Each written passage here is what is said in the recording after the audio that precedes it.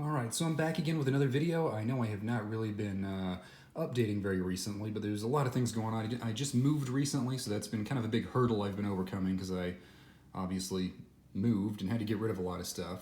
But I have been up to some things. I've got the SP right here, and just today I actually opened it up and cleaned out the viewfinder. It was pretty easy, and it really greatly improved the visibility of the primary finder, and it got that speck of dust out of that smaller wide-angle finder. So if you're interested, leave a comment and I can do a little video showing how to do that. I also got this new lens that's pretty interesting, another Voigtlander.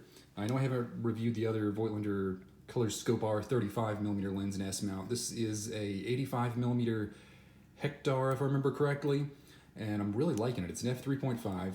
I really love the ergonomics of it, and I've taken some sample photos, but I have a bit of film to develop right here. This is just my black and white film. I have a whole bag of color film too. I've been meaning to send off for a while. I prefer to have other people develop the color film because I just don't really like doing that process, but I've got a few rolls right here with various things I've been testing, including the 50f1.5, which is right here on my Nikon S3, which, as you can see, went through a bit of an update, has genuine snakeskin covering.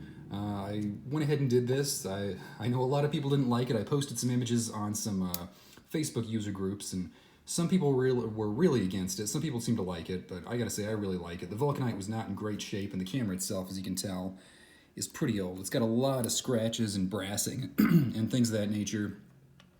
And there's the 50mm f1.4 lens on it. I've shot a few rolls with it over the last couple of weeks, and a couple of them are right here waiting to get developed. I have a couple that have already been developed, but I'm just getting things together and trying to make sure I get a good selection of sample images before I actually put out a review for this lens. And hopefully you'll see this one pretty soon as well, and even that other Voigtlander 35mm. That's pretty much it for right now. Don't have a lot else going on. I actually tried to pick up a 135mm lens, got a really cheap one off eBay, and of course it was broken and in terrible condition, and I'm trying to return it as we speak, but that might be another lens that I acquire and review at some point in the future. But for now, this crazy snakeskin S3 is really the big talking point, I guess, I have going on. And I'll feature that a lot more in later videos, so stay tuned for that.